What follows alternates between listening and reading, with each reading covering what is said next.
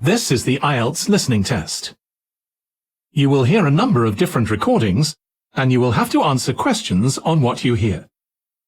There will be time for you to read the instructions and questions, and you will have a chance to check your work. All the recordings will be played once only. The test is in 4 parts. At the end of the test, you will be given 10 minutes to transfer your answers to the answer sheet. Now turn to Part 1. Part 1.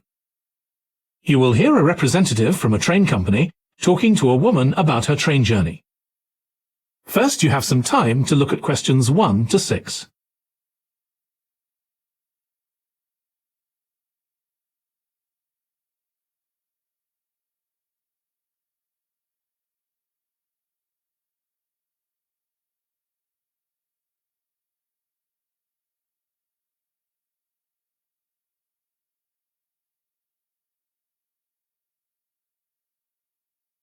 Now listen carefully and answer questions 1 to 6.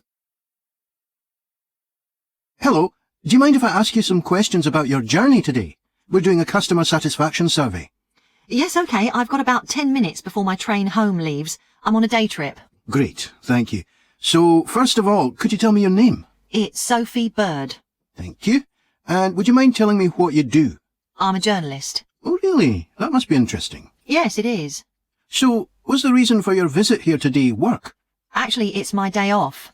I came here to do some shopping. Oh, right. But I do sometimes come here for work. OK. Now, I'd like to ask some questions about your journey today, if that's OK. Yes, no problem. Right. So, can you tell me which station you're travelling back to?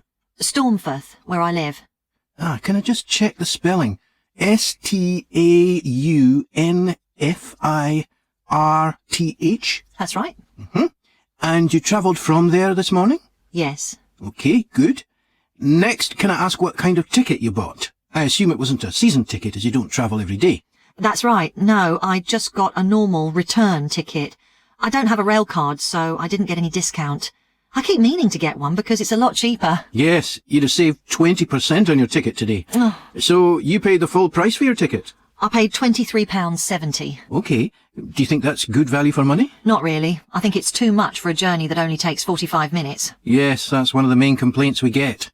So you didn't buy your ticket in advance? No.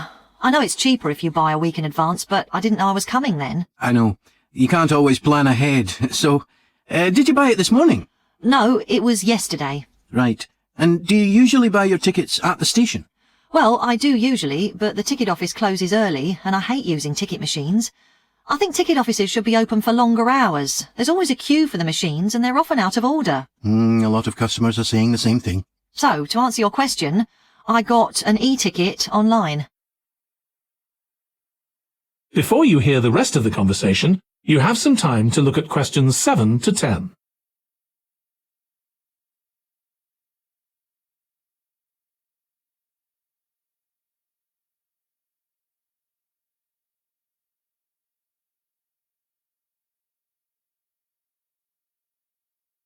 Now listen and answer questions 7 to 10.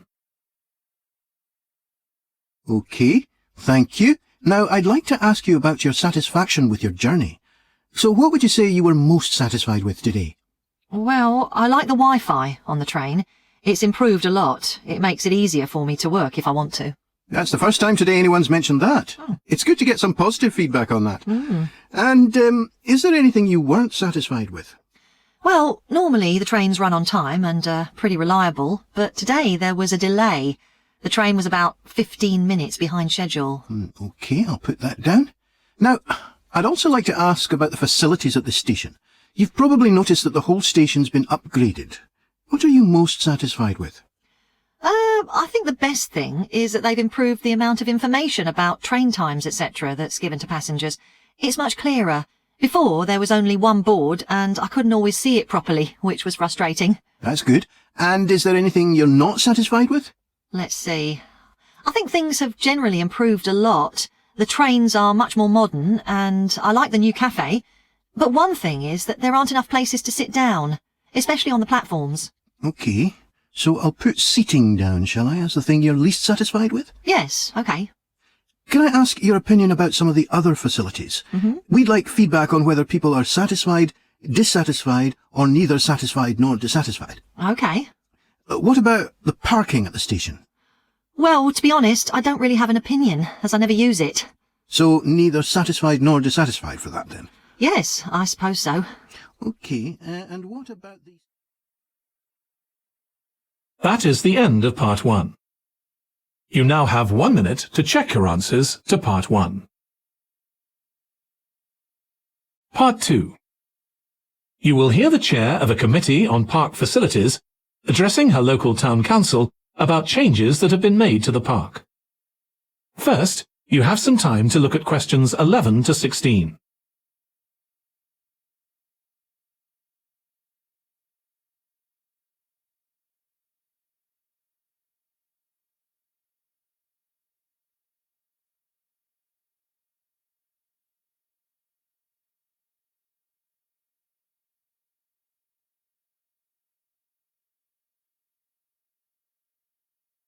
Now listen carefully and answer questions 11 to 16.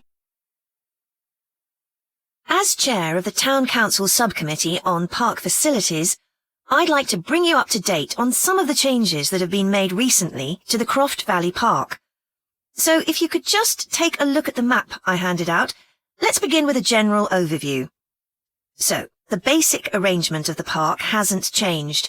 It still has 2 gates, north and south, and a lake in the middle. The cafe continues to serve an assortment of drinks and snacks, and is still in the same place, looking out over the lake and next to the old museum. We're hoping to change the location of the toilets and bring them nearer to the centre of the park, as they're a bit out of the way at present, near the adventure playground, in the corner of your map. The formal gardens have been replanted and should be at their best in a month or 2. They used to be behind the old museum, but we've now used the space near the south gate, between the park boundary and the path that goes past the lake towards the old museum. We have a new outdoor gym for adults and children, which is already proving very popular. It's by the glass houses, just to the right of the path from the south gate. You have to look for it, as it's a bit hidden in the trees. One very successful introduction has been our skateboard ramp. It's in constant use during the evenings and holidays. It's near the old museum, at the end of a little path that leads off from the main path between the lake and the museum. We've also introduced a new area for wildflowers to attract bees and butterflies. It's on a bend in the path that goes round the east side of the lake, just south of the adventure playground. Before you hear the rest of the presentation, you have some time to look at questions 17 to 20.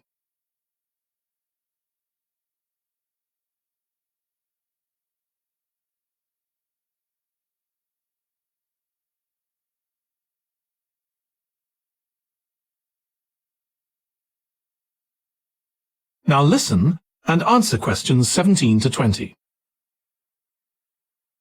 Now, let me tell you a bit more about some of the changes to Croft Valley Park. One of our most exciting developments has been the adventure playground. We were aware that we had nowhere for children to let off steam, and decided to use our available funds to set up a completely new facility in a large space to the north of the park. It's open year-round, though it closes early in the winter months, and entrance is completely free.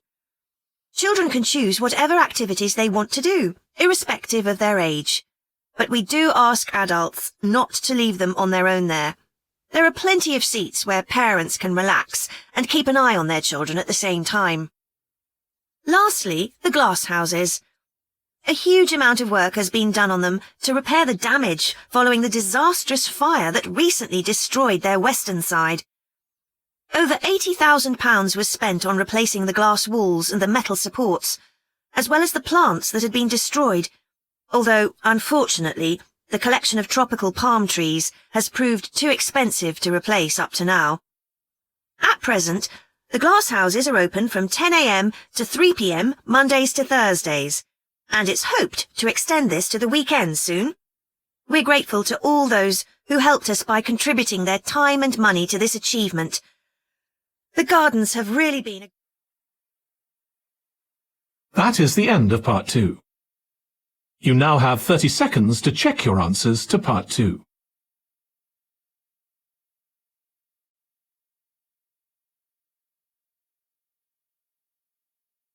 Part 3. You will hear two students of social history called Annie and Jack discussing their presentation about refrigeration. First, you have some time to look at questions 21 to 24.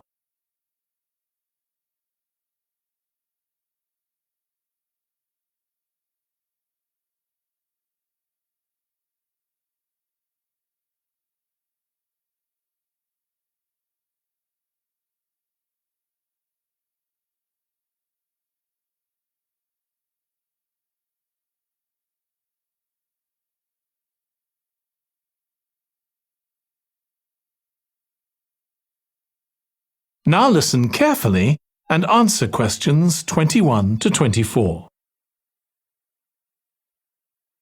OK, Jack. Before we plan our presentation about refrigeration, let's discuss what we've discovered so far. Fine, Annie, though I have to admit I haven't done much research yet. Nor me. But I found an interesting article about ice houses. I'd seen some 18th and 19th century ones here in the UK, so I knew they were often built in a shady area or underground, close to lakes that might freeze in the winter. Then blocks of ice could be cut and stored in the ice house. But I didn't realise that insulating the blocks with straw or sawdust meant they didn't melt for months. The ancient Romans had refrigeration too. I didn't know that. Yes. Pits were dug in the ground and snow was imported from the mountains, even though they were at quite a distance. The snow was stored in the pits. Ice formed at the bottom of it. Both the ice and the snow were then sold. The ice cost more than the snow, and my guess is that only the wealthy members of society could afford it. I wouldn't be surprised. I also came across an article about modern domestic fridges. Several different technologies are used, but they were too complex for me to understand. You have to wonder what happens when people get rid of old ones. You mean because the gases in them are harmful for the environment? Exactly. At least there are now plenty of organisations that will recycle most of the components safely. But of course, some people just dump old fridges in the countryside. It's hard to see how they can be stopped, unfortunately. In the UK, we get rid of 3 million a year altogether. That sounds a lot, especially because fridges hardly ever break down. That's right. In this country, we keep domestic fridges for 11 years on average, and a lot lasts for 20 or more. So if you divide the cost by the number of years you can use a fridge, they're not expensive, compared with some household appliances. True. I suppose manufacturers encourage people to spend more by making them different colours and designs. I'm sure when my parents bought their first fridge, they had hardly any choice. Yes, there's been quite a change. Before you hear the rest of the discussion, you have some time to look at questions 25 to 30.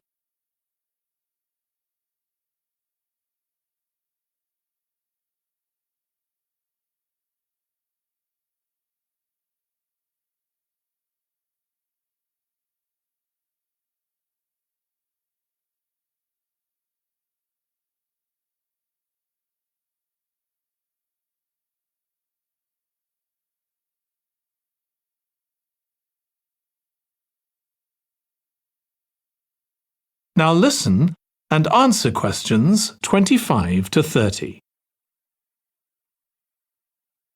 Right, let's make a list of topics to cover in our presentation and decide who's going to do more research on them. Then later we can get together and plan the next step. OK. How about starting with how useful refrigeration is and the range of goods that are refrigerated nowadays? Because, of course, it's not just food and drinks. No, I suppose flowers and medicines are refrigerated too. And computers. I could do that, unless you particularly want to. No, that's fine by me. What about the effects of refrigeration on people's health? After all, some of the chemicals used in the 19th century were pretty harmful, But there have been lots of benefits too, like always having access to fresh food. Do you fancy dealing with that? I'm not terribly keen, to be honest. Nor me. My mind just goes blank when I read anything about chemicals. Oh, all right then. I'll do you a favour. But you owe me, Jack. OK. What about the effects on food producers, like farmers in poorer countries being able to export their produce to developed countries? Something for you, maybe? I don't mind. It should be quite interesting. I think we should also look at how refrigeration has helped whole cities, like Las Vegas, which couldn't exist without refrigeration because it's in the middle of a desert. Right. I had a quick look at an economics book in the library that's got a chapter about this sort of thing. I could give you the title if you want to do this section. Not particularly, to be honest. I find economics books pretty heavy going as a rule. OK, leave it to me then. Thanks. Then there's transport and the difference that refrigerated trucks have made. I wouldn't mind having a go at that. Don't forget trains too. I read something about milk and butter being transported in refrigerated railroad cars in the USA right back in the 1840s. I hadn't thought of trains. Thanks. Shall we have a separate section on domestic fridges? After all, they're something everyone's familiar with. What about splitting it into two? You could investigate 19th and 20th century fridges, and I'll concentrate on what's available these days, and how manufacturers differentiate their products from those of their competitors. OK, that'd suit me. That is the end of part 3. You now have 30 seconds to check your answers to part 3.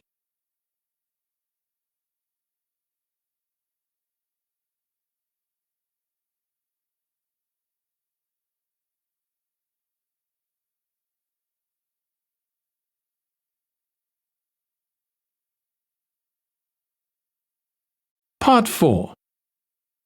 You will hear a history student giving part of a presentation about changes in British society in the 19th century. First, you have some time to look at questions 31 to 40.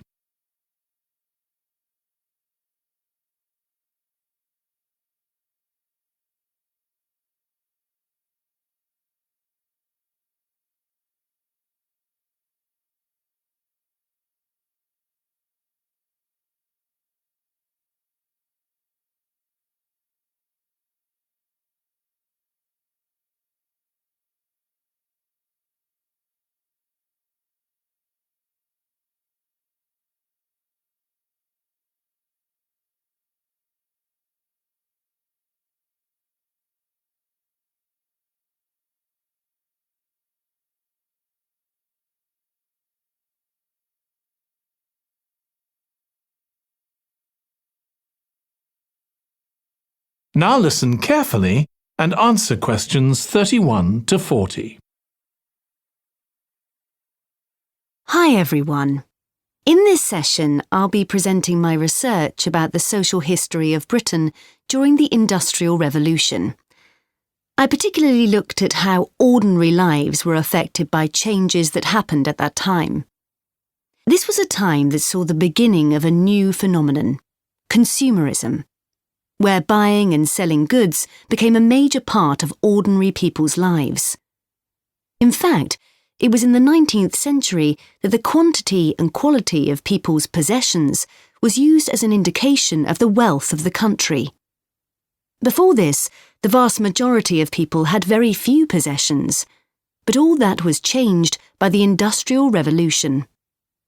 This was the era from the mid-18th to the late 19th century, when improvements in how goods were made, as well as in technology, triggered massive social changes that transformed life for just about everybody in several key areas.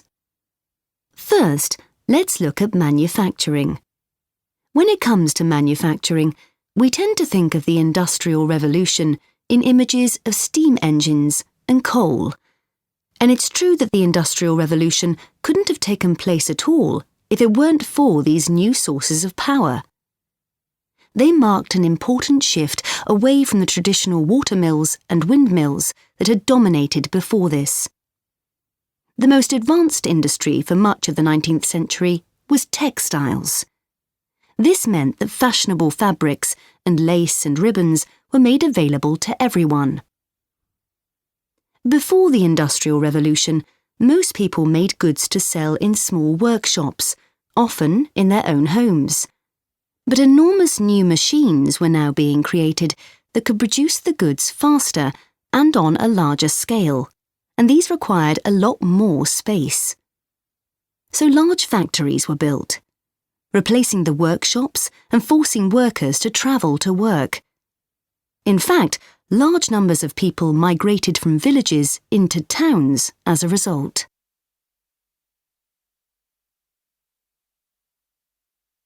As well as manufacturing, there were new technologies in transport, contributing to the growth of consumerism. The horse-drawn stagecoaches and carts of the 18th century, which carried very few people and goods and travelled slowly along poorly surfaced roads, were gradually replaced by the numerous canals that were constructed. These were particularly important for the transportation of goods. The canals gradually fell out of use, though, as railways were developed, becoming the main way of moving goods and people from one end of the country to the other. And the goods they moved weren't just coal, iron, clothes, and so on. Significantly, they included newspapers, which meant that thousands of people were not only more knowledgeable about what was going on in the country, but could also read about what was available in the shops. And that encouraged them to buy more. So faster forms of transport resulted in distribution becoming far more efficient. Goods could now be sold all over the country instead of just in the local market. The third main area that saw changes that contributed to consumerism was retailing. The number and quality of shops grew rapidly, and in particular, small shops suffered as customers flocked to the growing number of department stores, a form of retailing that was new in the 19th century. The entrepreneurs who opened these found new ways to stock them with goods and to attract customers. For instance, improved lighting inside greatly increased the visibility of the goods for sale.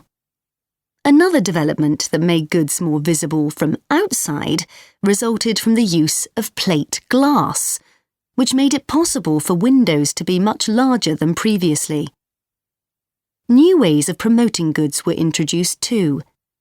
Previously, the focus had been on informing potential customers about the availability of goods. Now, there was an explosion in advertising trying to persuade people to go shopping. Flanders claims that one of the great effects of the Industrial Revolution was that it created choice. All sorts of things that had previously been luxuries, from sugar to cutlery, became conveniences, and before long they turned into necessities. Life without sugar or cutlery was unimaginable, rather like mobile phones these days. That is the end of Part 4. You now have 1 minute to check your answers to Part 4.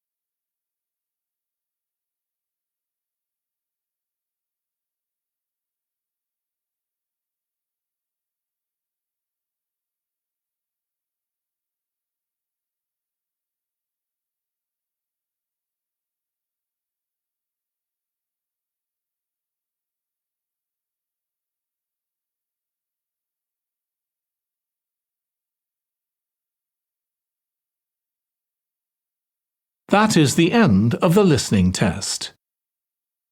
In the IELTS test, you would now have 10 minutes to transfer your answers to the answer sheet.